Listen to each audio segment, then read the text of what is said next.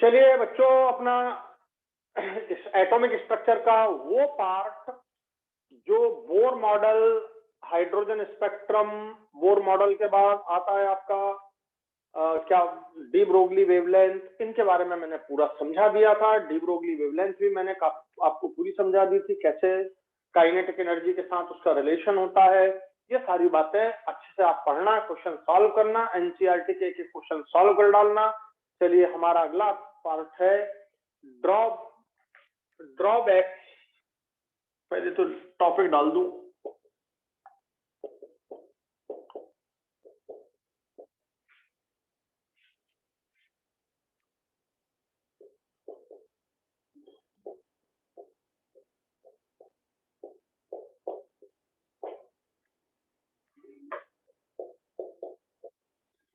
चलिए बच्चों,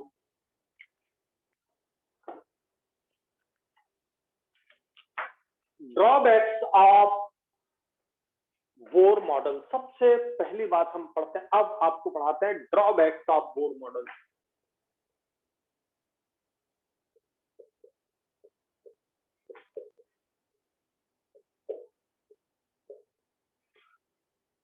Bohr model में क्या क्या कमियां थी, बोर मॉडल की कमियां, मतलब ड्रॉबैक्स। आप कमियां बोल दो या ड्रॉबैक्स बोल दो, बात तो एक ही है, ठीक है।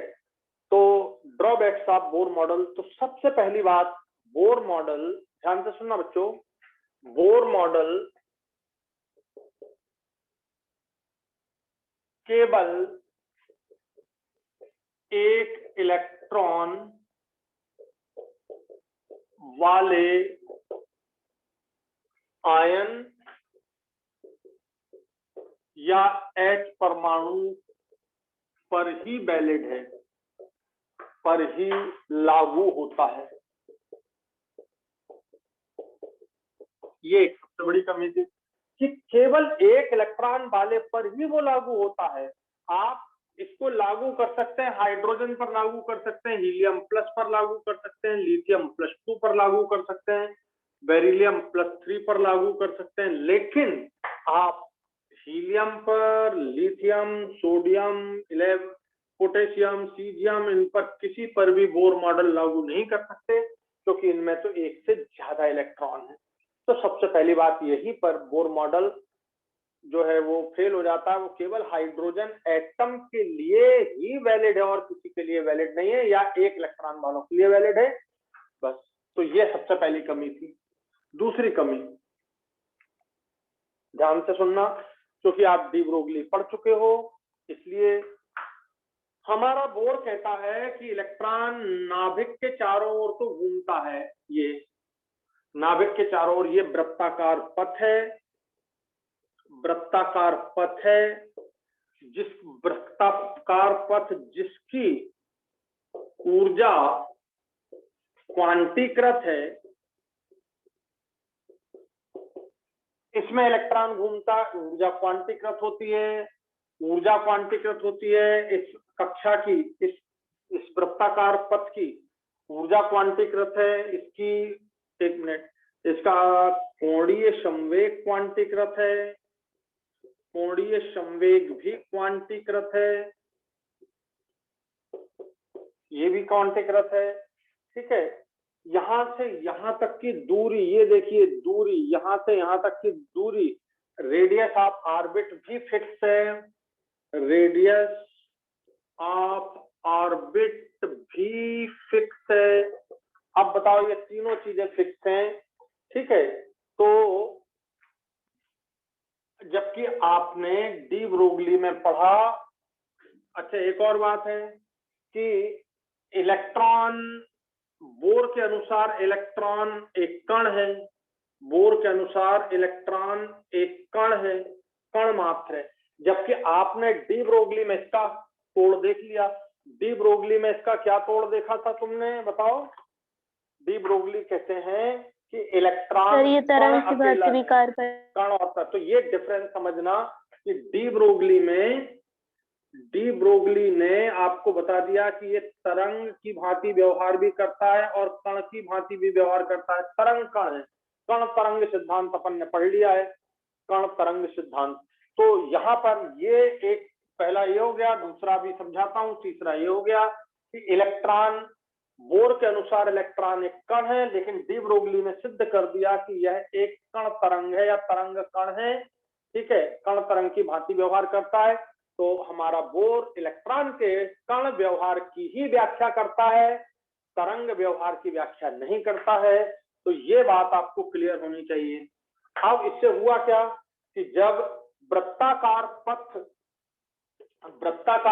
पर ही चक्कर लगा रहा है, जिसकी ऊर्जा क्वांटीकृत है, ये बिल्कुल सही बात है। कोणीय संवेग क्वांटीकृत है, ये बिल्कुल सही बात है। रेडियस बिल्कुल फिक्स है, पर ऑर्बिट के रेडियस की बात करता है। लेकिन अब तो ये तरंग है, और तरंग व्यवहार में रेडियस फिक्स नहीं रह सकता है। मतलब तरंग तो किसी भी तरह से चलती है, तरंग तो इस तरह से चलती है, ये इस तरह से चल रही है, तरंग तो इस तरह से मूव कर रही है। तो अब बताओ, ये तो घटते बढ़ते रहेगा। ठीक है, इसका मतलब आपको इलेक्ट्रॉन वेव यहां नजर आ रही है, फिर यहां नजर आने लगी। ठीक, तो अब हमारा डी ब्रोगली कहता है कि इलेक्ट्रॉन एक तरंग की भांति व्यवहार करता है, तो इसका पथ एकदम सर्कुलर नहीं होना चाहिए, इसका पथ एकदम सर्कुलर नहीं होना चाहिए, ये प्रॉब्लम हो जाएगी। तो प्रॉब्लम क्या हो गई कि वृत्ताकार, केवल वृत्ताकार पथ ही नहीं होता है, वृत्ताकार के अलावा और पथ भी संभव हैं। ठीक है, तो ये बात आपको समझ में आनी चाहिए कि वृत्ताकार पथ के अलावा और पथ भी संभव हैं। तो ये आपको लिखना है, वृत्ताकार पथ के अलावा और पथ भी संभव हैं। वो कौन से पथ संभव हैं? वृत्ताकार पथ के अलावा इलिप्टिकल पथ पर भी चक्कर लगाता है। ये इलिप्टिकल, जैसे ये न्यूक्लियस हो गया, ये हो गया आपका बिल्कुल एकदम वृत्ताकार पथ, ये हो गया आपका एक और वृत्ताकार, ये इस तरह से ये इलिप्टिकल पथ पर भी चक्कर लगाता है। तो ये इलिप्टिकल हो गए, माने इसको दीर्घवृत्तीय पथ, और ये वृत्तीय पथ। तो इलेक्ट्रॉन केवल वृत्तीय पथ पर ही चक्कर नहीं लगाता, बल्कि दीर्घवृत्तीय पथ पर भी चक्कर लगा सकता है। ठीक है, तो ये आपके बोर मॉडल में फेल हो जाता है। ठीक है, इसलिए बोर मॉडल फेल हो जाता है। बात समझ आ गई? बोर मॉडल के फेलियर में एक बात ये भी जुड़ गई है कि केवल वृत्तीय पथ नहीं होता है, इलेक्ट्रॉन का दीर्घवृत्तीय पथ भी होता है। ठीक है, अगली बात,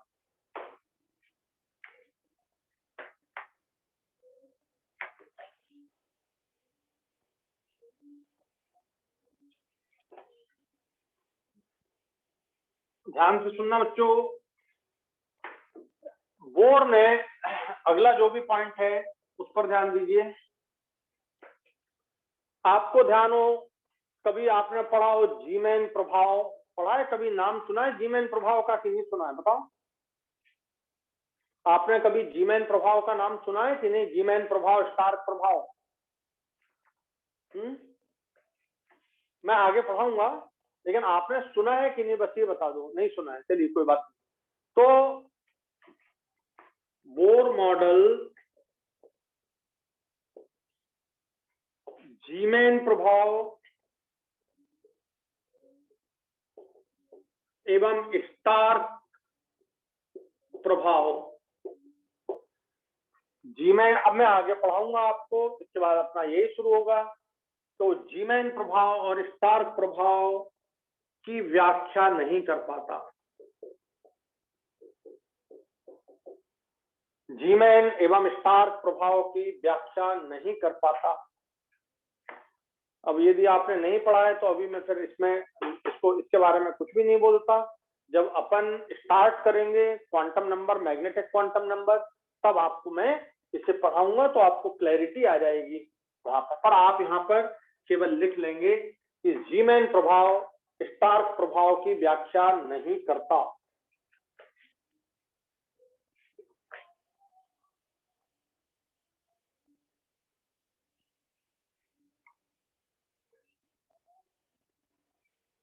ध्यान देना। अगला, बोर केवल ऑर्बिट के बारे में बतलाता है, बोर केवल बतलाता है ऑर्बिट के बारे में। उसके समय तक सब ऑर्बिट और ऑर्बिटल के बारे में कोई ज्ञान नहीं था। बहुत ध्यान से सुनना इस बात को। बोर केवल ऑर्बिट के बारे में ही बतलाता है, सब ऑर्बिट और ऑर्बिटल का उसके समय में कोई ज्ञान नहीं था। ठीक है, तो इसलिए हमको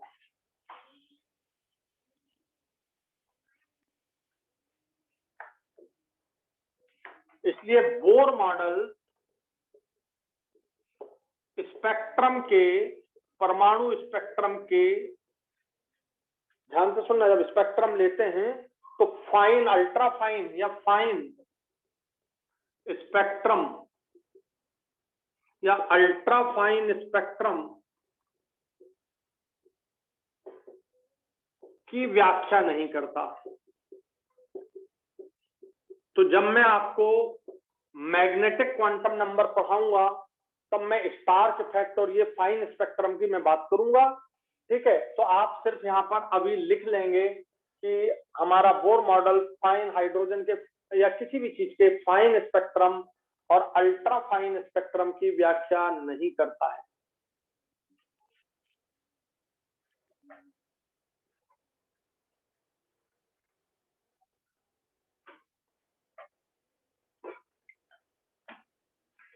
फाइन अल्ट्रा फाइन स्पेक्ट्रम की व्याख्या नहीं करता है। तो ये बोर मॉडल के ड्रॉबैक्स थे। अब कभी आ जाए, अब ये दो बातें हैं, तो ये दो बातों को मैं आगे आपको जब क्वांटम नंबर अगली क्लास में हम स्टार्ट करेंगे तब मैं आपको समझाऊंगा कि क्या इसमें पढ़ना है, आपको क्या मतलब होता है इसका, फाइन स्पेक्ट्रम का क्या मतलब होता है, ठीक है, स्टार्च इफेक्ट का क्या मतलब होता है, मैं वहां पे इसको एक्सप्लेन करूंगा। चलिए अब लिखते हैं हाइजेनबर्ग अनसर्टेनिटी प्रिंसिपल। इसके पहले एक बोर का एक और पॉइंट जो मैं आपको समझाना चाहता हूं। बोर कहता है, एक और ड्रॉबैक है, नंबर डाल देना जो भी हो। बोर कहता है कि नाभिक के चारों ओर जो इलेक्ट्रॉन निश्चित कक्षा में घूमता है, इस इलेक्ट्रॉन की पोजीशन और संवेग दोनों एक साथ ज्ञात किए जा सकते हैं। वृत्तीय पथ पर घूमते हुए इलेक्ट्रॉन की स्थिति एवं संवेग दोनों को एक साथ ज्ञात किया जा सकता है। यहां पर बात है एक साथ ज्ञात किया जा सकता है। ये बोर के अनुसार, ये बोर के अनुसार है। बोर के अनुसार यदि एक निश्चित कक्षा में इलेक्ट्रॉन घूम रहा है, यदि वह वेव नहीं है, ध्यान से सुनना, यदि वेव नहीं है तो आप उसकी स्थिति और संवेग दोनों एक साथ ज्ञात कर सकते हैं। लेकिन इलेक्ट्रॉन तो वेव है और उसकी गति तो बहुत तेज है, स्पीड तो बहुत तेज है उसकी। ठीक है, तो उसकी स्थिति और संवेग दोनों का एक साथ निर्धारण करना संभव नहीं है। पर बोर कहता है कि संभव है, किया जा सकता है। ये भी उसका ड्रॉबैक था जिसको दूर किया हाइजेनबर्ग ने। हाइजेनबर्ग कहता है, चलो ये लिख लो पहले,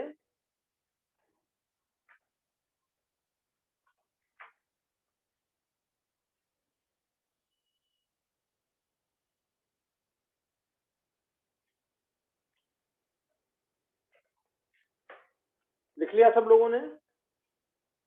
तो ये प्रॉब्लम थे बोर के, जो आपको मैंने ये 6 लिखा है, ये प्रॉब्लम थे बोर मॉडल के। अब प्रॉब्लम क्या आया हम जानते हैं। अब शुरू होता है यहां से, बोर खत्म हो गया, अब यहां से शुरू होता है डी ब्रोगली की बात। डी ब्रोगली कहता है कि इलेक्ट्रॉन तरंग की भांति भी व्यवहार करता है। डी ब्रोगली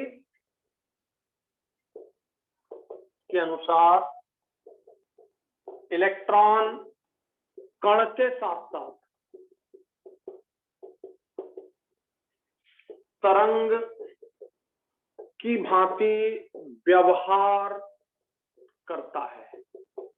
यदि वो तरंग की भांति व्यवहार करता है, ठीक है, तो तरंग को तो हम इस तरह रिप्रेजेंट नहीं कर सकते।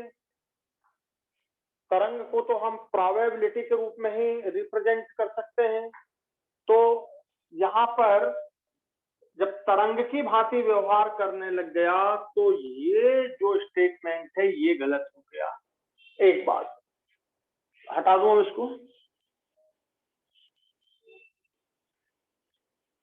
अब नया साइंटिस्ट, फिजिक्स का नया साइंटिस्ट आता है, वो कहता है भैया इलेक्ट्रॉन कण की तरह व्यवहार नहीं करता, केवल तरंग की भांति भी व्यवहार करता है। तो हाइजेनबर्ग के दिमाग में एक बात आई कि यार अगर तरंग की तरह ये व्यवहार करेगा, यदि ये तरंग की तरह भी व्यवहार करता है तो इसका मोमेंटम और स्थिति दोनों तो एक साथ ज्ञात नहीं की जा सकती हैं।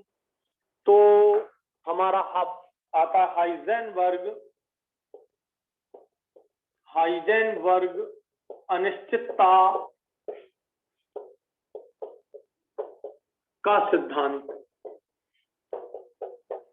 हाइजेनबर्ग अनिश्चितता का सिद्धांत, हाइजेनबर्ग कहता, ध्यान से सुनना, हाइजेनबर्ग अनिश्चितता का सिद्धांत। अनिश्चितता वर्ग अनिश्चितता कब जानते हैं? निश्चित ना होना।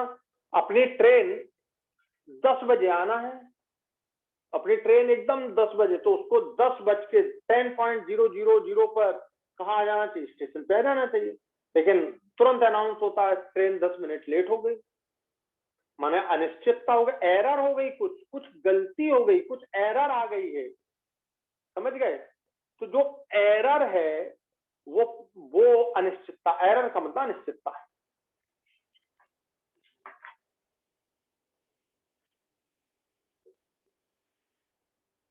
तो ध्यान दीजिए, हाइजेनबर्ग का अनिश्चितता का सिद्धांत। हाइजेनबर्ग कहता है कि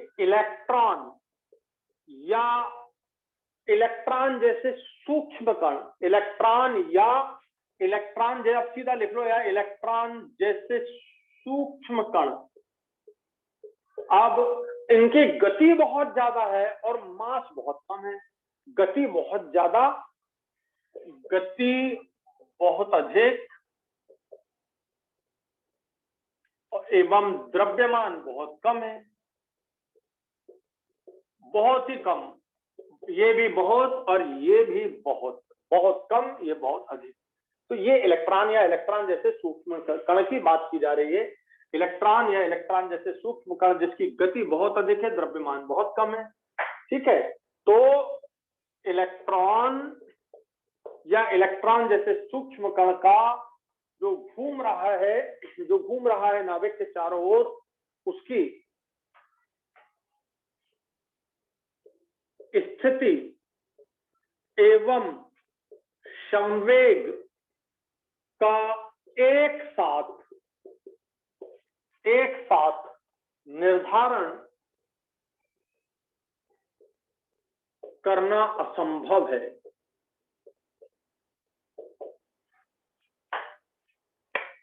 इलेक्ट्रॉन की, घूमते हुए इलेक्ट्रॉन की स्थिति एवं संवेग के साथ में वेग भी आप यूज कर सकते हो, संवेग या वेग।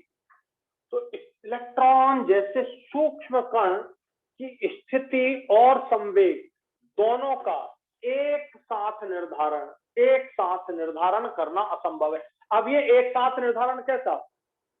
ठीक है, पूर्ण एक्यूरेसी के साथ। तो मैं यहाँ पर इलेक्ट्रॉन की स्थिति एवं संवेग का एक साथ पूर्ण एक्यूरेसी को हिंदी में क्या बोलते हैं? पूर्ण एक्यूरेसी के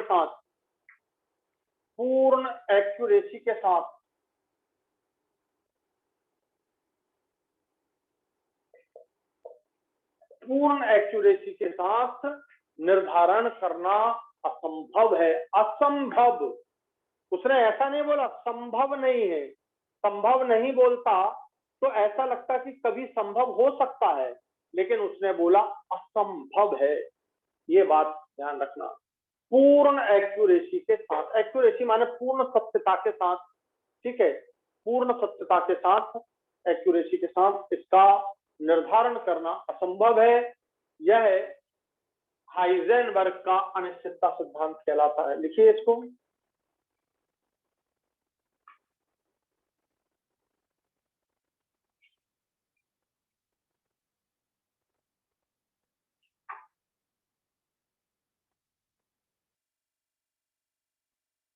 आप जरा सोचो, लिख लिया सब लोगों ने? जरा सोचो कि ये आपका इलेक्ट्रॉन है, ये इलेक्ट्रॉन घूम रहा है, ये इलेक्ट्रॉन घूम रहा है। जरा ध्यान देना, आप इसको, आप इसकी स्थिति देखने के लिए, ध्यान से सुनना, आप इसकी स्थिति देखने के लिए इस पर लाइट डालोगे, लाइट डालोगे।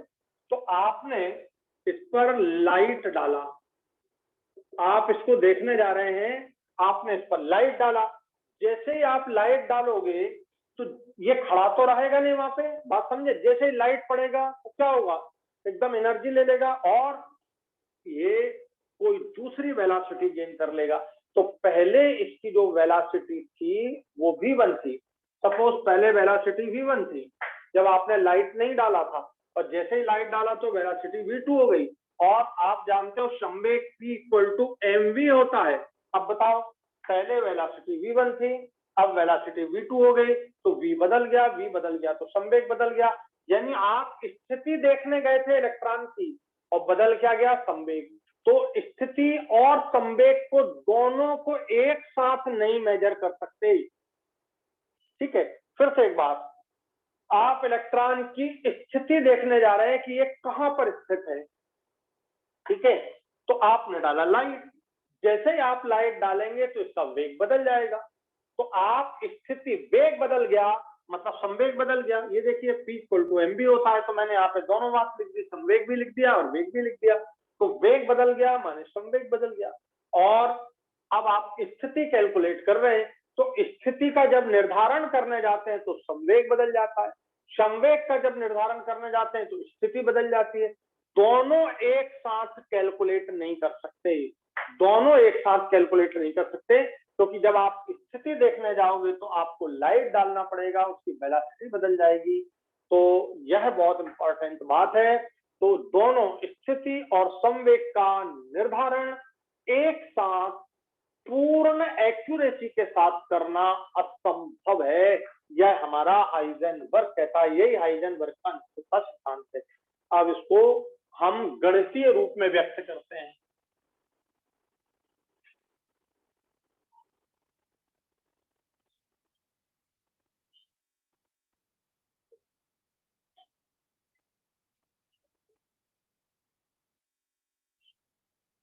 ध्यान दो बच्चों,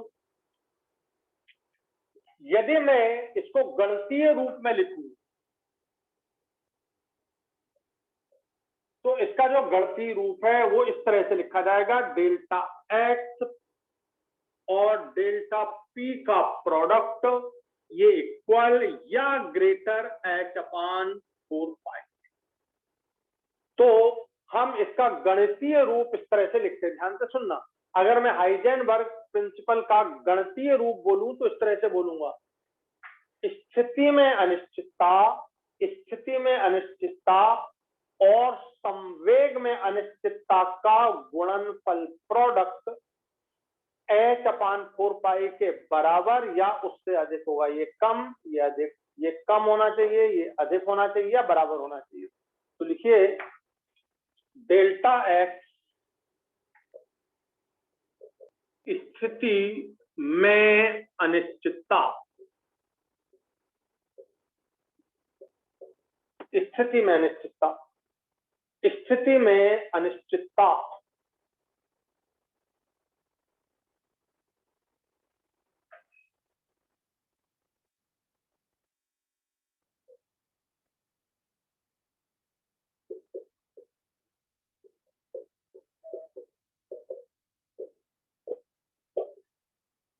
या स्थिति के निर्धारण में त्रुटि, त्रुटि जैसे त्रुटि का मतलब क्या, तुम कभी कभी प्रैक्टिकल करते होगे, तुमने ब्यूरेट में से कुछ धीरे धीरे वो क्या बीकर में अपन लिक्विड डालते हैं धीरे धीरे बूंद बूंद, तो 2 बूंद ज्यादा डल गई, एरर आ गई। ठीक है, जैसे ट्रेन 10 बजे आना था, 10 मिनट बाद आई, 10 मिनट वो एरर हो गई। तो एरर हम संवेग में या स्थिति में जो त्रुटि हो रही है वो त्रुटि को ही हम बोलते हैं क्या, अनिश्चितता। तो डेल्टा एक्स हो गई इलेक्ट्रॉन अथवा कोई भी सूक्ष्म कण की स्थिति में अनिश्चितता, स्थिति में अनिश्चितता। और डेल्टा पी हो गया संवेग में अनिश्चितता, संवेग में अनिश्चितता, स्थिति में अनिश्चितता। तो बच्चों संवेग में अनिश्चितता, अनिश्चितता वर्ड का सही मीनिंग समझ आ गया आपको? संवेग में अनिश्चितता या संवेग के निर्धारण में जो त्रुटि है वो, संवेग के निर्धारण में त्रुटि। और बच्चों अपन जानते हैं del P equal to M del V. जो डेल वी है ये संवेग में अनिश्चितता है, तो ये वेग में अनिश्चितता हो गई।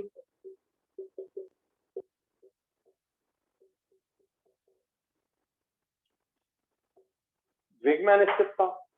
तो आप इस फार्मूले को लिखेंगे दोबारा फिर से, del X into del P का प्रोडक्ट बराबर या ज्यादा, बराबर या ज्यादा इन दोनों का गुणनफल या तो बराबर होगा या ज्यादा होगा एच अपान 2 इंटू 2 पाई।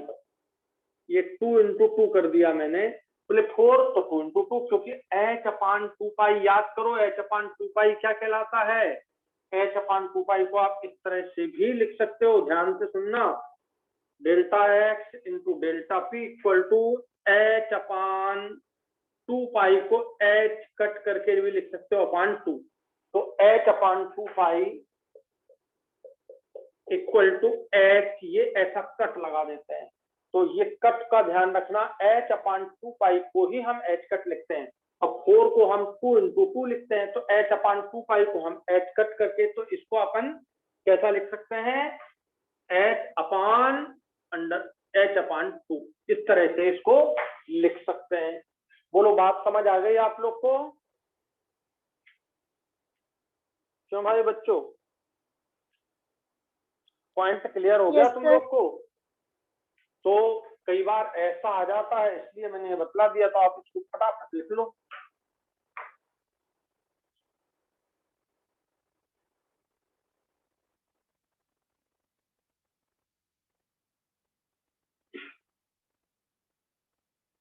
चलिए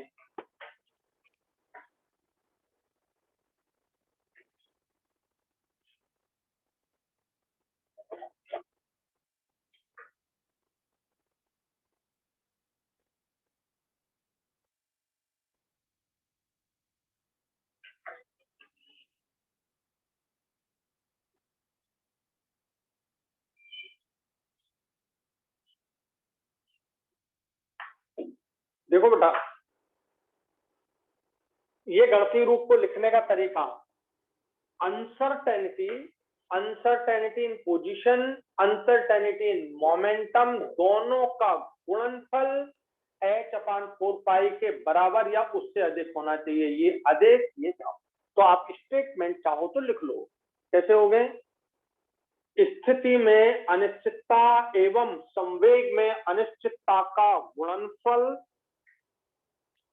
स्थिति में अनिश्चितता एवं संवेग में अनिश्चितता का गुणनफल एच अपान 4 पाई के बराबर या उससे अधिक होता है, तो अधिक होना चाहिए।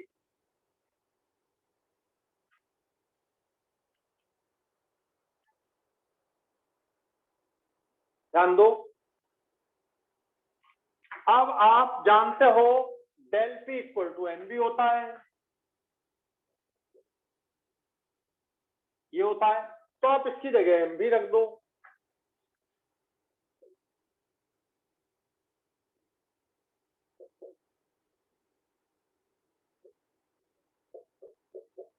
इस तरह लिख सकते हैं, डेल्टा एक्स इंटू, यहां देखना ये delta we h upon 4 pi m। यहाँ पर देखो, अब जब कभी संवेग की बात करें और स्थिति की, तो आप h/4 पाई लिखना, और यदि वेग बोलें तो स्थिति में अनिश्चितता और वेग में अनिश्चितता दोनों। अब ये वेग हो गया है, अब ये संवेग था, अब ये संवेग था और अब ये वेग हो गया है। तो स्थिति में अनिश्चितता और वेग में अनिश्चितता दोनों का गुणनफल h/4 पाई m। अब यहाँ पर m ट्रांसफर हो गया है, h/4 पाई m के बराबर या उससे अधिक होता है। आ गया समझ में? और इसको आप ऐसा भी तो लिख सकते हो, बोलो h/2m, क्योंकि आप h/2 पाई को क्या लिखते हो, h कट। बोलो क्लियर हो गया आप सबको? क्यों बच्चों, क्लियर हो गया आप सबको ये? Yes sir.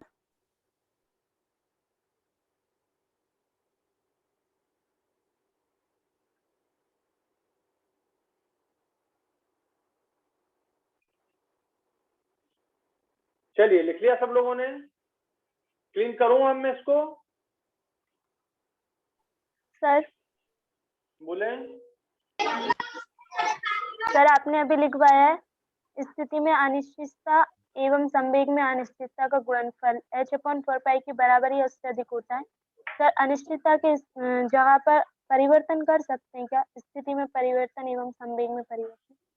मैं क्वेश्चन दे रहा हूँ, संवेग में परिवर्तन क्यों नहीं? परिवर्तन तो है ही ना, ये परिवर्तन तो है ही। मैंने अभी बतलाया, आपका ट्रेन 10 बजे आना था, आई 10:10 पर, तो परिवर्तन जो है 10.10 -10 करिए।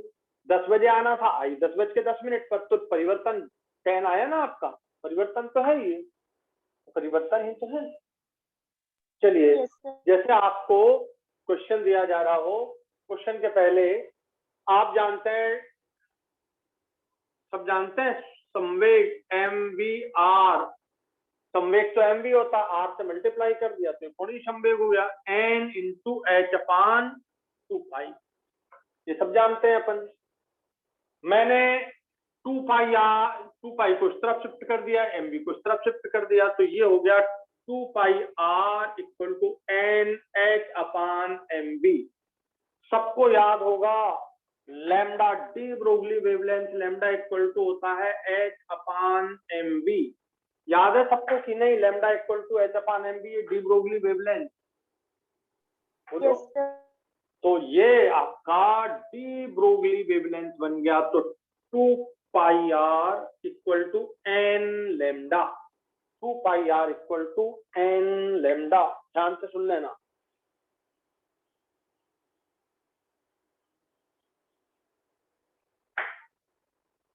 To pi r = n lambda. ध्यान से सुनना, ये 2 पाई r होती है वृत्त की परिधि। ये यहाँ देखिए, ये न्यूक्लियस हो गया, ये ऑर्बिट जिसमें इलेक्ट्रॉन घूम रहा है, ये ऑर्बिट जिसमें इलेक्ट्रॉन घूम रहा है, जिसकी रेडियस r है, और वृत्त की परिधि 2 पाई r है। मैं यदि यहाँ से इसको काट दूं, यहाँ से मैं इस रस्सी को काट दूं, तो ये सीधी हो जाएगी इस तरह से। ये लिख लिया आपने?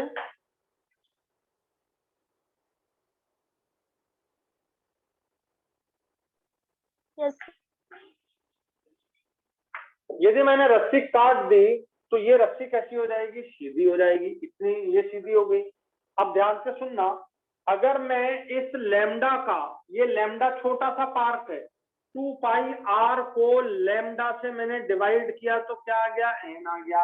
और n जानते हो क्या होती है? n, ये n है, ये n है, ये n है। तो बच्चों, वृत्त की जो परिधि है, ये जो वृत्त की परिधि है, ये n टाइम्स ऑफ वेवलेंथ होती है। वृत्त की परिधि n टाइम्स ऑफ तरंग दैर्ध्य। मतलब अगर मान लीजिए यहाँ पर एक वेव ये बनी, दूसरी, ये थोड़ा बड़ा कर देता हूं, दूसरी वेव ये बनी, तीसरी वेव ये बनी, ये ऐसी 3 वेव बन गई। ऐसी कितनी वेव बन गई है?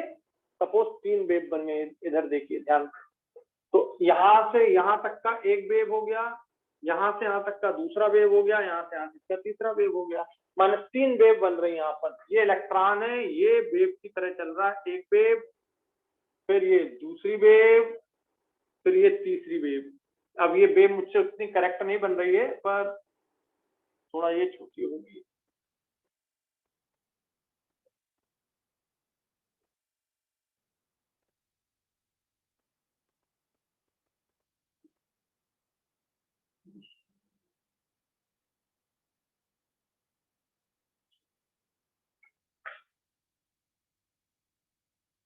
गड़बड़ हो गया, वो फिर से करो।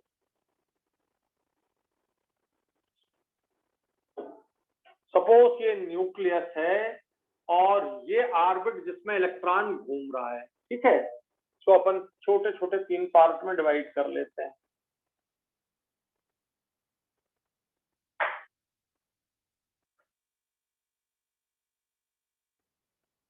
ये इलेक्ट्रॉन आपका घूम रहा है, तो ये एक वेव बनाया सपोज ऐसी, ऐसा दूसरा वेव बनाया, ऐसा उसने तीसरा वेव बनाया, ये वेव बन गए 3।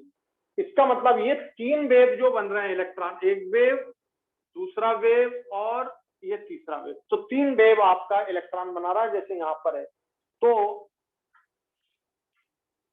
वेवलेंथ यहां से यहां तक का एक वेवलेंथ हो गया, एक वेवलेंथ हो गया, यहां से यहां तक का दूसरा वेवलेंथ हो गया, यहां से यहां तक का ये तीसरा वेवलेंथ हो गया।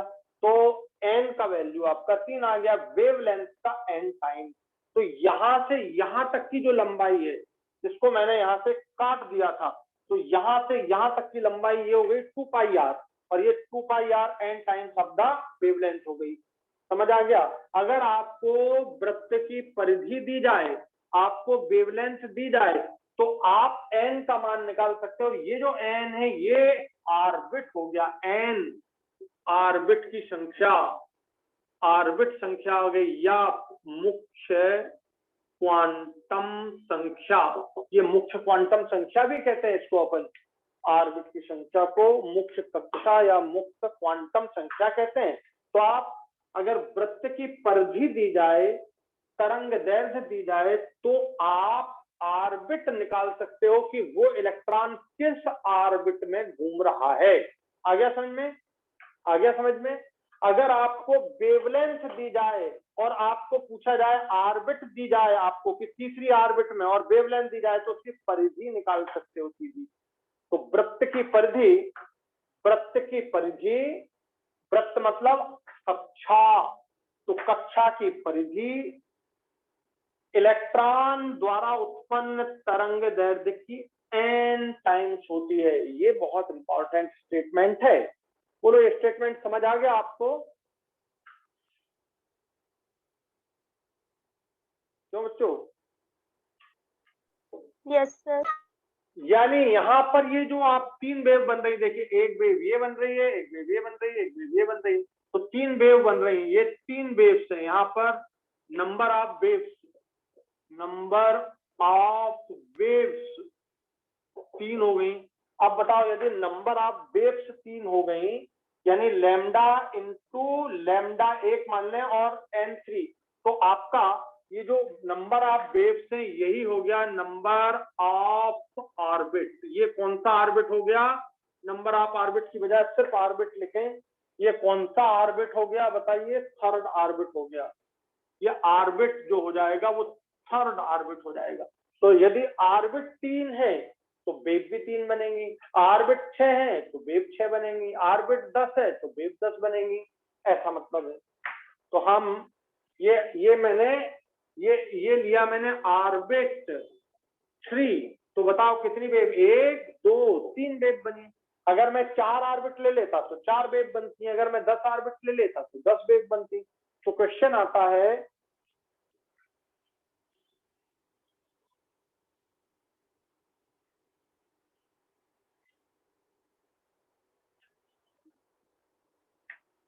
किसी वृत्तीय पथ पर, किसी वृत्तीय पथ पर, माने कक्षा में, सीधी बात, किसी कक्षा में घूमते हुए इलेक्ट्रॉन द्वारा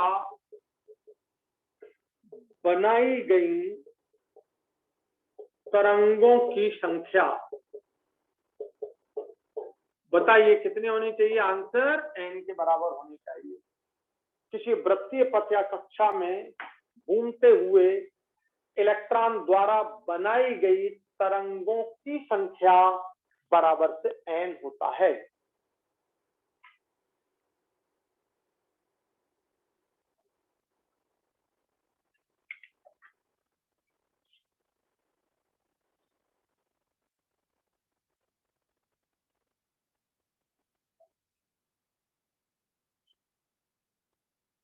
ध्यान देना, यदि मान लीजिए आपसे क्वेश्चन पूछा गया कि चतुर्थ कक्षा में घूमते हुए इलेक्ट्रॉन द्वारा बनाई गई तरंगों की संख्या कितनी होनी चाहिए? चतुर्थ कक्षा में घूमते हुए इलेक्ट्रॉन के द्वारा बनाई गई तरंगों की संख्या, तो कक्षा चतुर्थ है, ये n का मान चतुर्थ है, तो तरंगों की संख्या भी कितनी हो जाएंगी? 4। समझ आ गया बेटा? Yes sir. मनता सा आपके यहाँ डिस्टरबेंस हो रहा है, रोज होता आपके यहाँ, कल भी बोला था आपसे। सर कल मुझसे नहीं बोला आपने। अभी तो हो रहा है ना, एक बार और पहले हुआ था, मैंने देख चुका था, लेकिन मैंने बोला नहीं था। देखो कितना बड़ा डिस्टरबेंस है, मेरा वीडियो पूरा खराब कर दिया आपने। मैं कल से मैं मतलब आपको म्यूट करके पढ़ाऊंगा।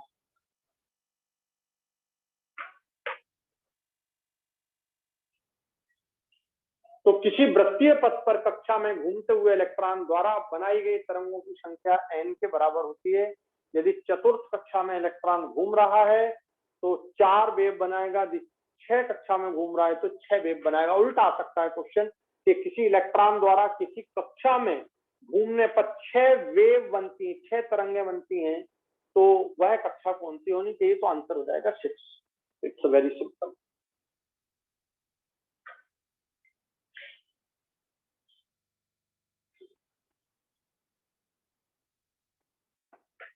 एक क्वेश्चन आपको आया है नीट में कि यदि इलेक्ट्रॉन की स्थिति एवं संवेग में अनिश्चितता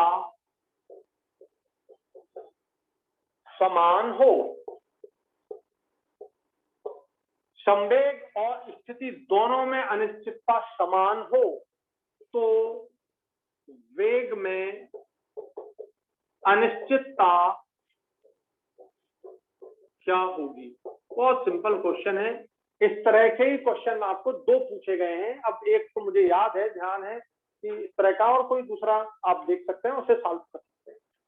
तो यदि इलेक्ट्रॉन की स्थिति एवं संवेग में अनिश्चितता समान हो तो वेग में अनिश्चितता क्या होगी? तो हमारा फार्मूला होता है delta x into delta P equal to H upon M V. जब हम कोई न्यूमेरिकल सॉल्व करें तो इक्वल से सॉल्व कर लें, इक्वल से सॉल्व कर लें। अब देखो आपको क्वेश्चन में बोला जा रहा है कि दोनों में समान है, ये दोनों समान है, माने क्वेश्चन के अकॉर्डिंग डेल्टा एक्स का मान और डेल्टा पी का मान दोनों बराबर है, समान है ये दोनों। और हम जानते हैं डेल्टा पी इक्वल टू होता है एम डेल्टा वी। तो अब एक्स डेल्टा पी के बराबर है और डेल्टा पी एम बी के बराबर है, ये दोनों बराबर है, और डेल्टा पी एम बी के बराबर है। तो आप यहाँ डेल्टा एक्स की जगह भी एम डेल्टा वी रख सकते हैं और डेल्टा पी की जगह भी एम डेल्टा वी रख सकते हैं, क्योंकि ये दोनों बराबर है। तो डेल्टा पी का मान एम डेल्टा वी है, ये रख दिया मैंने एम डेल्टा वी, और डेल्टा पी काय के बराबर है? डेल्टा एक्स के, तो ये दोनों बराबर हो जाएंगे। तो एम डेल्टा वी, ये प्रोडक्ट हो गया दोनों का, this is equal to H upon M v. अरे oh sorry, h upon M v, h upon 4 pi, h upon 4 pi. अब आप सॉल्व कर लो, क्या हो गया? M into m, m square, delta v into delta v, delta v का square equal to H upon 4 pi. इसलिए delta v का square H upon 4 pi M का स्क्वायर। अब आप वी निकाल सकते हो, इससे क्या आ जाएगा? वी इक्वल टू 4 का स्क्वायर तो आप 2 लिख दोगे, m स्क्वायर को m लिख दोगे, और h अपान पाई बचा इसको अंडर रूट में ले लेंगे, ये आपका आंसर आ जाएगा। बोलो समझ आ गया है क्वेश्चन? समझ आ गया है क्वेश्चन? Yes sir.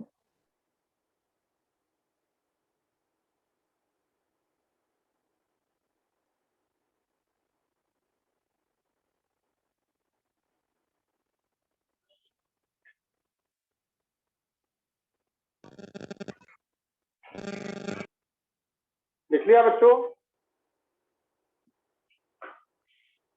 तो जब आपको इस तरह का क्वेश्चन दे तो आप थोड़ा सा ऐसा सोच लो कि ये दोनों बराबर है और delta P equal to M delta V होता है, तो हम बड़े आसानी से इसे अब सॉल्व कर सकते हैं।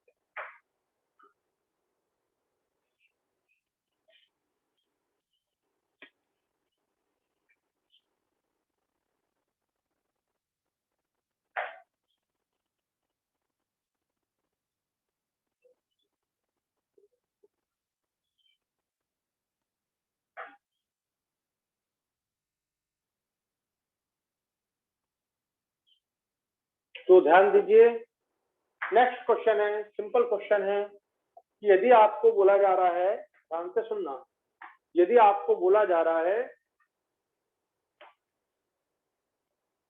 5 ग्राम की एक गेंद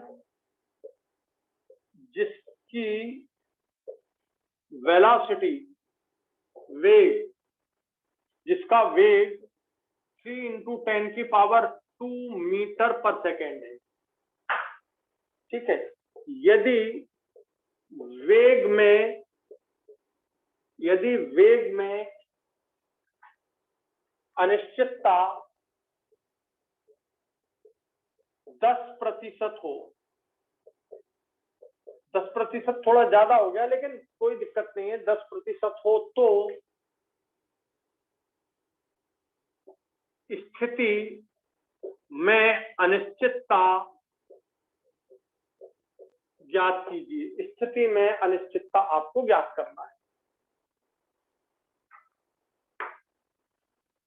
5 ग्राम की एक गेंद जिसकी velocity 3 into 10 to the power 2 metre पर सेकेंड है, यदि उसके वेग में 10% की अनिश्चितता हो तो उसकी स्थिति में अनिश्चितता ज्ञात करें। हम जानते हैं फार्मूला, ध्यान से सुनना, इस तरह के काफी क्वेश्चन मिलेंगे, एक मैं करा रहा हूं, एक से ही आपको सब बात समझ आ जाएगी।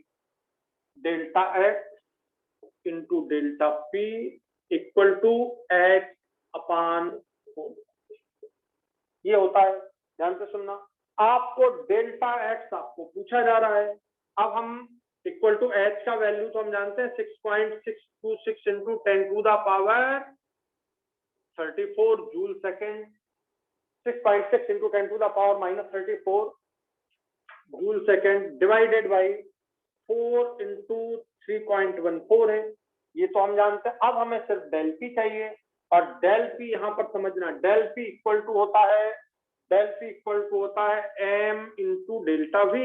ये एम भी आपके पास है, ये 5 ग्राम, तो 5 ग्राम को डेल्टा एक्स मुझे निकालना है, इंटू 5 ग्राम है, और ये आप जूल सेकेंड में ले रहे हो, तो 5 ग्राम को डिवाइड कर दो 1000 से, तो ये हो गया आपका किलोग्राम में आ गया, ये मत भूलना। अब आपको क्या चाहिए? डेल्टा वी चाहिए। तो ध्यान से सुनना, 10% की अनिश्चितता, ध्यान से सुनना, 10% की अनिश्चितता का मतलब ये होता है कि 100 में से 10, तुम्हें 10 नंबर मिले, कितने में से? 100 में से। तुम्हें 100 में से 10 नंबर मिले तो 10/100 क्या हुआ? 10% हुआ। तो मतलब ये हुआ कि 10% का मतलब यदि 100 मीटर पर सेकेंड की गति हो, ध्यान से सुन लेना, यदि 100 मीटर पर सेकेंड की गति हो तो उसमें त्रुटि 10% है, उसमें त्रुटि 10% है। 100 मीटर प्रति सेकेंड की गति है आपकी, पर उसमें त्रुटि 10% है। मतलब कभी तो आपकी गति 110 हो जाती है, कभी 90 हो जाती है, तो कभी 90 हो गई तो भी 10% की त्रुटि है आपकी। तो मैं एक एग्जांपल दे रहा हूं, ठीक है। तो यदि 100 मीटर पर सेकंड की गति हो तो उसमें अनिश्चितता या त्रुटि 10 है, और आपकी गति कितनी है, इतनी। ये जबकि आप जमाते हैं ना 11th 9th 10th में अपन जबकि जमाते थे हिंदी में, जबकि 100 मीटर पर सेकंड की गति हो तो उसमें अनिश्चितता 10 है। ये 10% का मतलब, इस 10% का मतलब हुआ, इस 10% का मतलब हुआ कि यदि 100 में 10 की त्रुटि है तो इतने में कितने की त्रुटि होना चाहिए, 3 इंटू 10 की पावर 2 में कितने की त्रुटि होनी चाहिए, तो 10 into 3 into 10 to the power 2 upon 100। ये आपके पास पर एक सीधा सा, ये डेल भी निकालने का सीधा सा तरीका है कोई भी चीज को निकालने का, 3 इंटू 10 की पावर 2 इंटू 10/100, बस ये 10/100। अगर 1% होता तो 1/100, यदि 2% होता तो 2/100, ठीक है। और ये 3 इंटू 10 टू द पावर 2 है। आ गया समझ में आपको? अब बताओ, ये 100 कैंसिल हो गया, ये आपका डेल भी हो गया 30, और दिया है मैंने मीटर पर सेकेंड, तो ये आपका यहाँ पर डेल भी हो गया 30 मीटर पर सेकेंड, और ये है, इसको आप पूरे को इस तरफ लिख देना, आप डेल्टा एक्स कैलकुलेट कर सकते हो। बोलो, तरीका समझ आ गया पूरा ये आपको? सब बच्चों को तरीका समझ आ गया ये?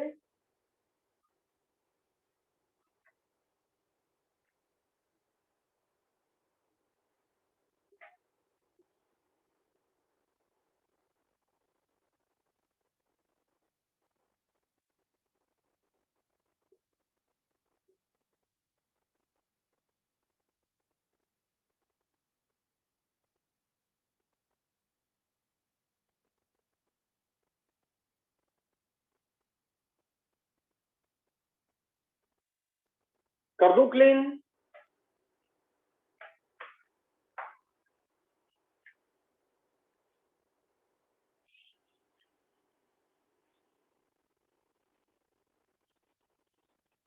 तो सीधा आप करना, परसेंट में दिया हो तो सीधा आप इस तरह कर लेना, समझ आ गया होगा। अब अगर मान लो वेग में अनिश्चितता का परसेंट दिया है तो वो भी कर सकते हैं, अगर आपको संवेग में दिया हो इस तरह का तो उसमें भी कर सकते हैं। तो सिंपल है, एक क्वेश्चन ये आता है हमेशा। अगला,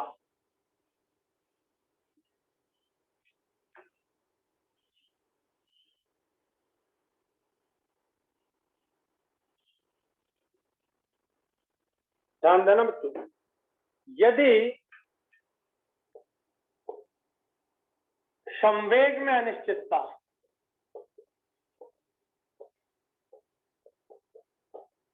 शून्य हो तो स्थिति में अनिश्चितता क्या होनी चाहिए?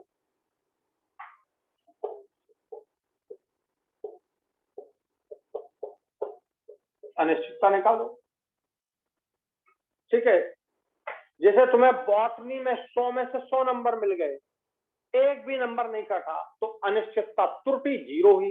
इसका मतलब मैं क्या बोलूंगा कि तुम्हारे बॉटनी के पेपर में कोई त्रुटि नहीं हुई, तुम्हारा 100 में से 100% एक्यूरेट है, तुमने बिल्कुल सही टाइम में पूरा 100 आउट ऑफ 100 करेक्ट किया। तो उसी तरह संवेग में अनिश्चितता यानी त्रुटि शून्य है, तो किसमें, तो स्थिति में अनिश्चितता क्या होनी चाहिए?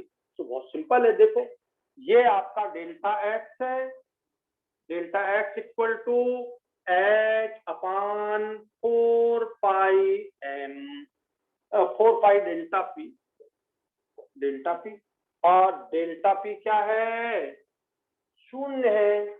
अब बताओ, किसी राशि को शून्य से भाग दोगे तो क्या आ जाएगा, अनंत, तो डेल्टा एक्स का मान अनंत हो जाएगा, स्थिति में अनिश्चितता अनंत हो जाएगी। ये क्वेश्चन भी आपको पूछा गया है, सिंपल है, समझ आ गया। यदि ये शून्य है तो स्थिति में अनिश्चितता का मान अनंत हो जाएगा, अनंत तक बढ़ जाएगी अनिश्चितता। बोलो, क्लियर हो गई बच्चों ये बात?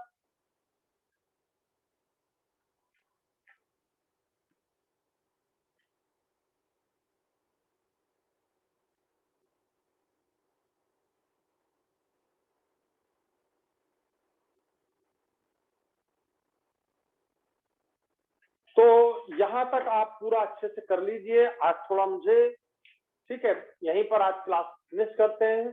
Thank you very much. जय हिंद, जय भारत।